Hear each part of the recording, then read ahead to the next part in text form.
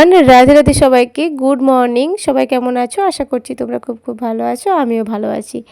দিনটা ছিল 18ই এপ্রিল, শুক্রবার, আমার বিয়ের দিন সকাল। তখন ঘড়িতে বাজে 8টা কি 8:30 মতো। আর তখন দেখো প্যান্ডেলের কাজ তো প্রায় হয়েই গেছে, এবার শুধু ফুলের কাজটা বাকি। 50% হয়ে গেছে, বাকি 50%, মানে 50% কাজ বাকি। তো দেখো এটা আমার বিয়ের ছাদনা তোলা, আর এই দায়িত্ব পড়েছে আমার বোনের, ওর ছাদনা তোলা সাজানোর। তো আমরা দুজনে মিলেই কাজটা করছিলাম। প্রথমে চকখড়ি দিয়ে এঁকে নিয়ে তারপরে ভটখড়ি আর ফেব্রিকাটা শেষ হয়ে যাওয়ার ফলে ওই ভটখড়িটা ইউজ করেছি। ভটখড়িটা শুকিয়ে গেলে কিন্তু একদম সাদা সাদা হয়ে যাবে ব্যাপারটা। তবে এই ফেব্রিকার মতো হয়তো এতটা সাদা হবে না, কিন্তু মোটামুটি একটা সাদা হবে। আর এইদিকে দেখো দিদির মেয়ে তো অলরেডি গান শুনে নাচ করা শুরু করে দিয়েছে।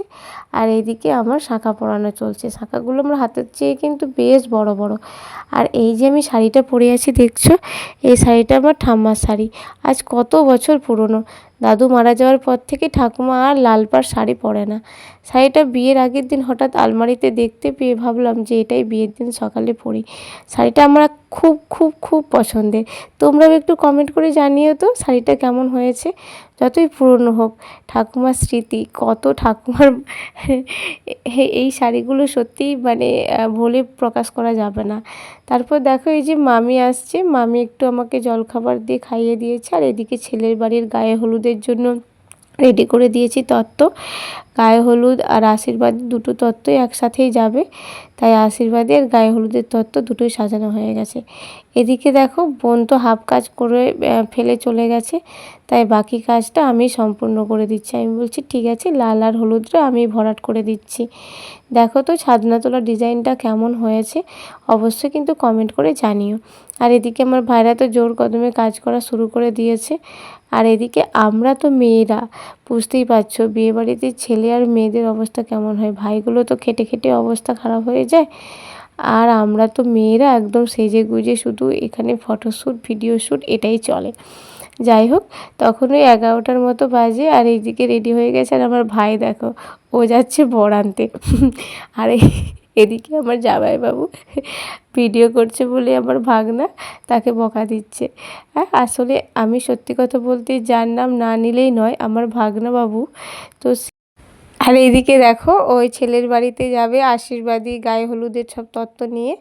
হ্যাঁ, জামাইবাবু, আমার মামি, দিদি, জামাইবাবু, হ্যাঁ, তো এরা সবাই রেডি হয়ে গেছে, দু দিদি জামাইবাবু। তো এরা এদিকে চলে যাচ্ছে সকাল সকাল, তখন ওই 11টার মতো বেজে গেছে। ওরা ওদিকে যাচ্ছে, আর এদিকে দেখো জোর কদমে কাজ চলছে বিয়ের ছাদনা তোলার জায়গাটা।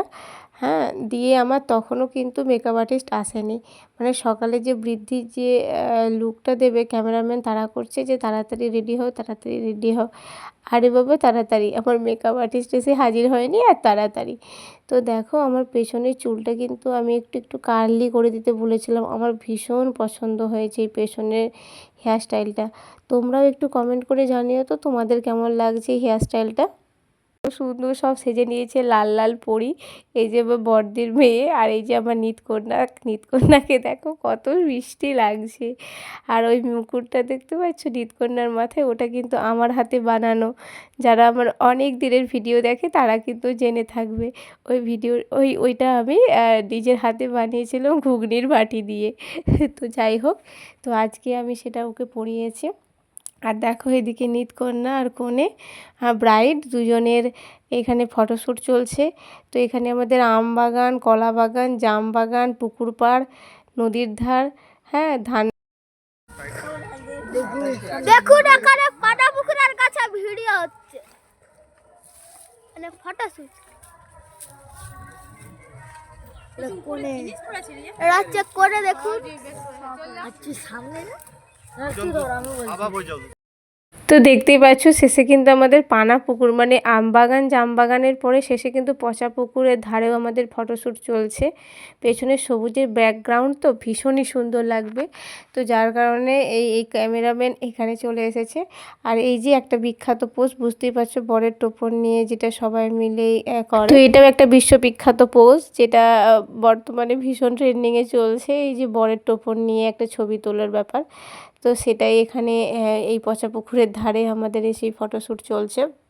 একটা জিনিস লক্ষ্য করছো আমার নিতকন্যাকে, দেখো শাড়ি পরা স্টাইলটা, ওকে ও দেখো এখানে একটা পোস্ট দিতে বলেছে বাড়ির মেন গেটের সামনে, আবার রাস্তার মিডিলে, রাস্তার মাঝখানে আর কি, বলছে রাস্তা বন্ধ করে দিয়ে তোমরা এবার ফটোশ্যুট করো। আর এদিকে আমার ভাইরা দেখো কঠোর পরিশ্রম করে কাজ করছে, আর এদিকে আমরা তো সাজগোজ ফটোশ্যুট করতেই ব্যস্ত। এবার চলে এসেছি আমার বাড়ির মনসা মন্দিরের কাছে, একদম বাড়ির পাশে। শেষে তো মনসা মন্দির পুকুর পাড়ে হলো না, এরপর আমাকে বসিয়ে দেওয়া হলো জল ট্যাঙ্কির ওপর। আমি ভাবলাম যে এবার আমাকে কি ট্যাঙ্কির ওপরে বসিয়ে দেবে না কী রে বাবা। যাই হোক, ট্যাঙ্কির ওপরে তো বসালো না। এরপর আবার মন্দিরের সিঁড়ি ছিল, মন্দিরের সিঁড়িতে তো ফটোশ্যুট করতে করতে হঠাৎ এলো বৃষ্টি। ক্যামেরাম্যান বলছে বৃষ্টি হোক, তবুও আমরা ক্যামেরা করা ছাড়বো না, ছাতা নিয়ে এসো, ছাতা মাথায় দিয়েই আমরা ফটোশ্যুট করব। যেই কথা সেই, মানে যেই ভাবনা সেই কাজ। সত্যি সত্যি ছাতা নিয়ে এলাম, আর ওই টুপটিপ বৃষ্টির মধ্যেও ক্যামেরাম্যানরা তারা ফটো করছে, তখনও তারা ফটো তুলছে। দিয়ে এরপর এবার এলাম কাকিমাদের বাড়ি, মানে চারিদিক ঘুরে ঘুরে ঘুরে ঘুরে হলো না, এরপর এলাম কাকিমাদের একদম বাড়ির কাছে। সেখানে দেখো আমার দিদির মেয়ে দেখো এতটাই চালাক, সে সামনে এসে বুঝতেই পারছে না যে সে কী পোজ দেবে। মাঝখান থেকে তো সে কী করলো, দেখে নিচ্ছে একবার টুকটুক করে, বসে আমি আবার সামনে আছি, আমি আর আবার কী পোজ দেবো রে ভাই। যাই হোক, এটা তো একটা বিখ্যাত পোজ, হেঁটে আসা, সামনে যাওয়া পিছনে যাওয়া। যাই হোক, সেদিন সকালে কিন্তু রান্না হয়েছিল একটা ঘ্যাট, আর ভাত ডাল, আর ওই মাছের ঝোল, চাটনি আর ডাল। তারপর দেখো আমি গায়ে হলুদের জন্য রেডি হয়ে গেছি, শুধু ছেলের বাড়ি থেকে গায়ে হলুদের শাড়ি এলেই হবে। লুকটা কেমন লাগছে অবশ্যই কমেন্ট করে জানিও, আর ভিডিওটা কেমন লাগলো অবশ্যই কিন্তু কমেন্ট করে জানিও। আর দেখো তখনও প্রায় ফুলের ডেকোরেশন প্রায় কমপ্লিট হয়ে গিয়েছে, আর আমিও তো এদিকে গায়ে হলুদের জন্য লুকটা করে নিয়েছি। এবার শুধু বরের বাড়ি থেকে গায়ে হলুদের শাড়ি আসার পালা। ভিডিওটা কেমন লাগলো জানাতে ভুলো না। সবাইকে নমস্কার, টাটা।